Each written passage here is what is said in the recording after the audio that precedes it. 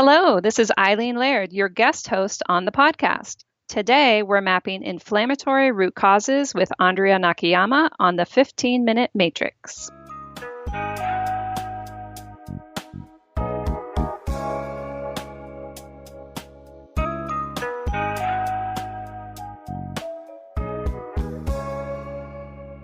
Welcome to the 15-Minute Matrix. This is the podcast that brings you bite-sized insights and lessons on how to use the most important tool in functional medicine and functional nutrition. I'm Andrea Nakayama, functional medicine nutritionist, and for today's podcast, I'm sitting in the guest seat. Taking over as our host is Eileen Laird, writer, blogger, author, host of the award-winning podcast Phoenix Helix, and champion of taking a holistic approach to autoimmune healing.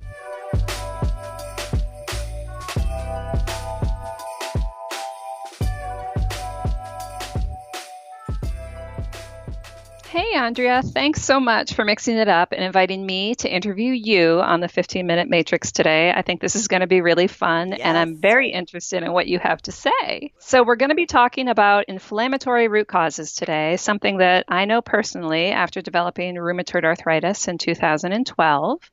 And in your ebook, Roadmap to Resolution, you explain how inflammation supports chronic health conditions as one of three roots.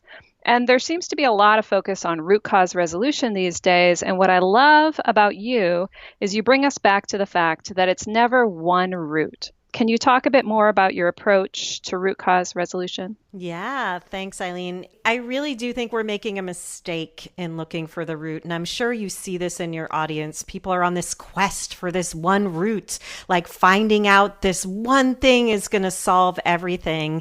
And it really is so much more complex than that, which is why I developed the three roots approach. And the three roots approach is kind of based on what Dr. Dale Bredesen established with looking at a condition as complex as Alzheimer's, because autoimmunity is complex. So what I started to look at is that there are actually three roots. Everything comes back to these three roots. And the three roots are the genes, digestion, and inflammation. And when we look at it through sort of a matrixed approach and think about the terrain that impacts each of those things, we're considering the fact that everything is connected, we are all unique, and all things matter. And that brings us back to both the matrix and those three roots. What I love about how you describe things is you put them in a way that feels a little bit easy to understand, a little bit approachable, a little bit empowering, like, okay, I can handle three roots. Yes, I would like a magic pill, but when that's not available, there's another approach that can work for me. So the three roots you mentioned are genes, digestion, and inflammation. And today we're really going to dive into inflammation. And a lot of times people talk about infections. Is that our major inflammatory root cause? Yeah, this is, again, another one of the mistakes that I think we can make in considering how to address autoimmune conditions. And another one of those, it's not a quick fix, an infection, but it is that one magic bullet. We think if I understand which infection and I address that, then everything will be okay. And I'm not saying that infections are not a part of the root causes in autoimmune conditions. So common infections that we see associated with autoimmunity, and there are so many, but they include EBV, CMV, Hep C, H. pylori, E. coli, rubella. We have to think about every yeast, virus, bacteria. We have to think about co-infections like Lyme disease. And yet autoimmune diseases are, of course, chronic inflammatory conditions triggered by the loss of immunological tolerance to self-antigens. And this can cause systemic or organ-specific damage as the confused immune system attacks itself. And there's some key words in there. There's a runaway immune response that results in the body attacking its own tissues. So while there is an infection, there's a terrain or a milieu in which that infection exists that's causing the immune system to run amok. The infection may be a player, but we as as patients, as clinicians, have to look at the environment in which that infection exists. Why can one person resolve their signs and symptoms from that infection and another, like you and I, cannot? When I look at the inflammatory factors or the inflammation, I'm thinking about what do we need to do to clear, calm, enhance, and modulate. And while we may clear an infection or look to clear an infection, what are the other things that we need to think about clearing? We don't want to just think in the tier 3 arena, address the infection. We want to think in what I call tier 1, the non-negotiables, tier 2, addressing the deficiencies. So we want to clear the inflammatory foods, the things that are inflammatory in our environment, whether they're mold or toxins. There's so many other things we want to clear and not just the infection. So to answer your question, Eileen, it is a part of what we have to clear, those infections, but it's not all we have to clear. So do you think everyone with autoimmune disease has an infection, or is that another thing that varies from person to person? I believe that varies from person to person. It could have been that they had an infection or that there's some imbalance. Infection is a word that I think could be taken more broadly as well. Like we could have an infection in that we have microbial imbalances, right? It doesn't mean that it's an active infection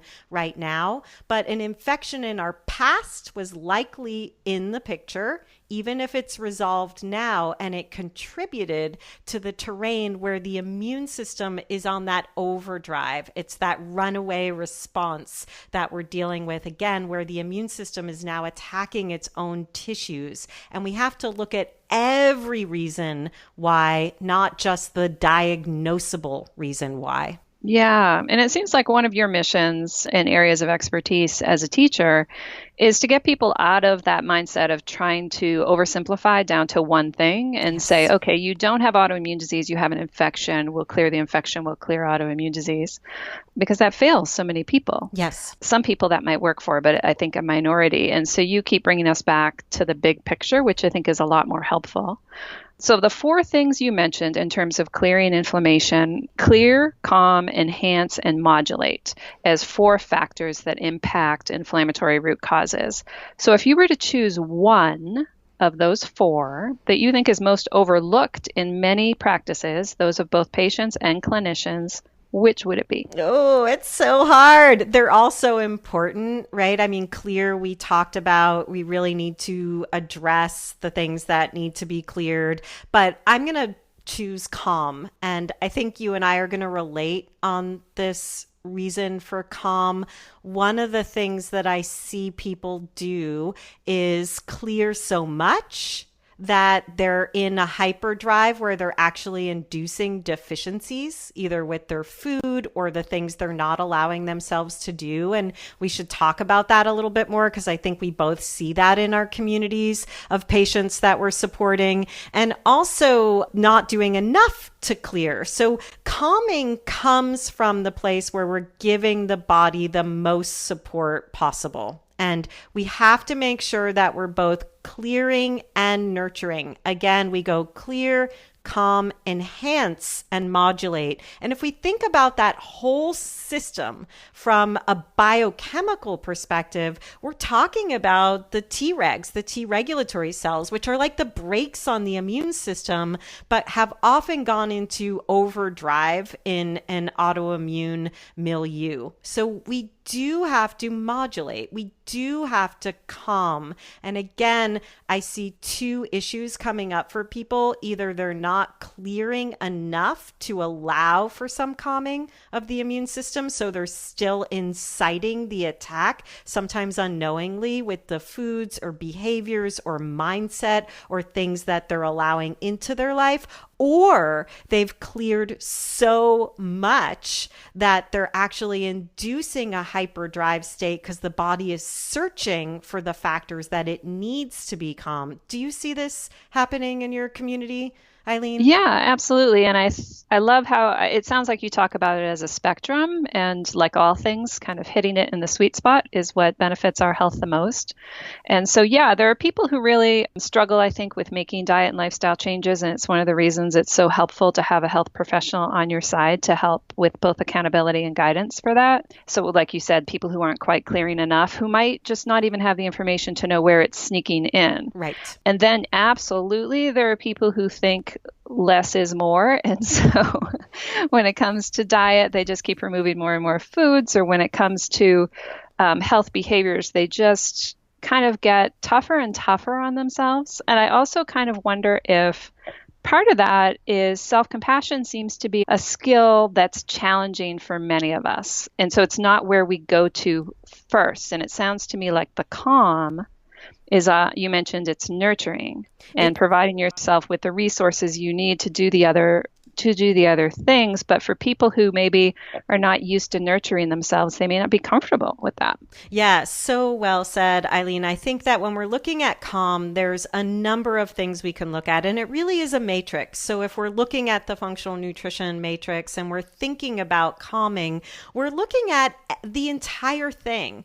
We're looking at how do you accept where it is that you came from and what was the reality of you coming into the world? How do we look back at our history, our triggering events, and own it and say, oh yeah, that's my history. And wow, I've had those insults, quote unquote, in my life, whether that insult is a virus or a tick bite or a life-changing event. I've had those triggers in my life. And there's an awareness of that being part of what led us here and a calm around that as opposed to a fight with it. It's who we are. It's what makes us up. And then we look at what's going on in our body and say, how do I calm my digestive system and support it in doing what it needs to do? How do I especially calm my immune system? Where are there enough nutrients to allow me to calm my immune system? Where are there needed nutrients that support me in doing that? Whether they're anti-inflammatory herbs like turmeric and ginger, if those work for you,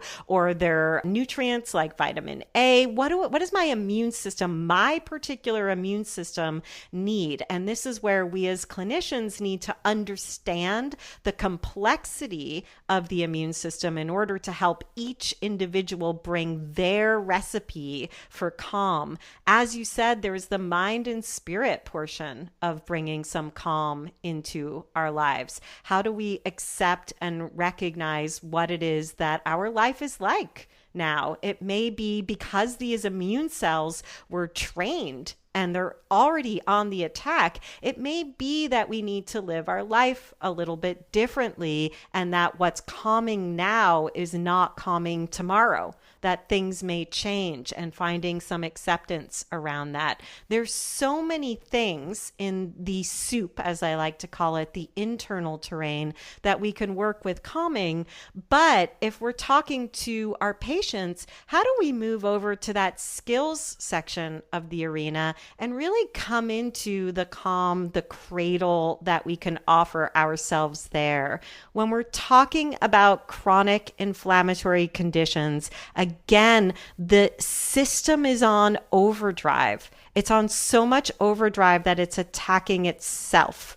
And we have to calm down. We have to take a deep breath. We have to think about the things like meditation and how that shifts the immune response, and sleep, and the right foods for that time while making sure that we're getting the proper nutrients. We have to think about the right kind of exercise. Before we started this conversation, you were talking about dancing in your living room because you were not able to go outside in the rain right now. We have to look at the fact that all of these things deserve their exhale. And that's how we bring some more calm to the immune response deep down to the cellular level.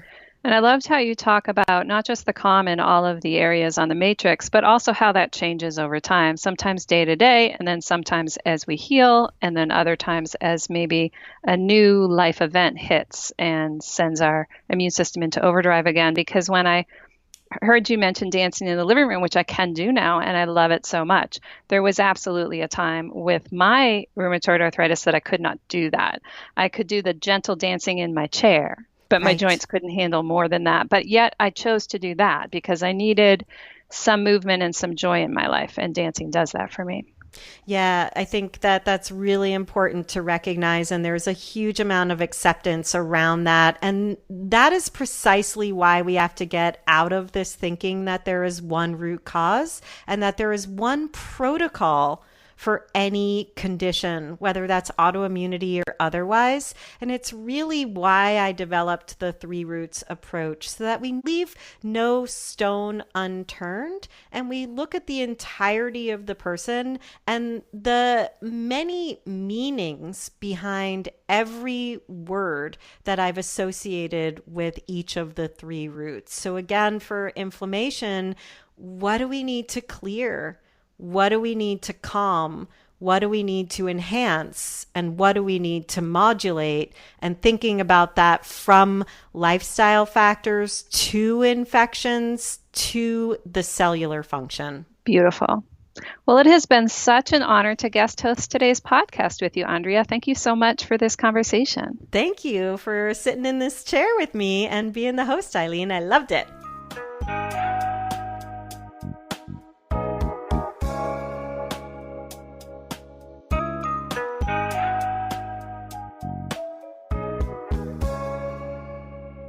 To learn more about the Roadmap to Resolution, visit fxnutrition.com/roadmap or follow the link provided in the show notes. I am Eileen Laird, founder of Phoenix Helix, a collection of resources for thriving and living a vital life with autoimmune disease. And by sharing my experiences managing rheumatoid arthritis, my hope is to inspire others to find their own successful, holistic approaches to healing. You can find my books, podcast, and community at phoenixhelix.com. That's PHOENIXHELIX.com. The 15-Minute Matrix is brought to you by Andrea Nakayama and the Functional Nutrition Alliance. The 15-Minute Matrix team includes music by Andrea's son Gilbert Nakayama and additional production assistance by Renee Hunt, Natalie Merrill, and Christine Shook. You can visit us and hear more episodes at 15minutematrix.com. And if you'd like to be emailed a short reminder each time there's a new podcast episode, please go to 15minutematrix.com/notify and subscribe. You have an open invitation to email the team about who you'd like to hear on the podcast and what you'd like to see mapped on the 15-Minute Matrix. Address your email to ask@15minutematrix.com.